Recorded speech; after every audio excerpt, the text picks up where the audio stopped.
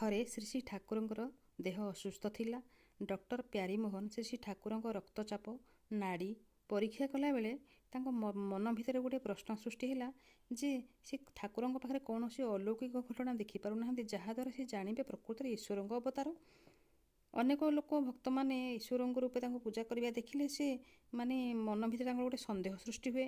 ଠିକ୍ ଏହି ସମୟରେ ସେ ଦେଖିଲେ ଶ୍ରୀ ଶ୍ରୀ ଠାକୁରଙ୍କ ନାଭିମଣ୍ଡଳରୁ ଏକ ଜ୍ୟୋତି ନିର୍ଗତ ହେଉଛି ଆଉ ସାରା ଘରକୁ ଆଲୋକରେ ଆଲୋକିତ କରିଦେଉଛି। ତାପରେ ସେ ଜାଣିଲେ ନାଭି ନିକଟରେ ଓମ୍ର ଉଚ୍ଚାରଣ।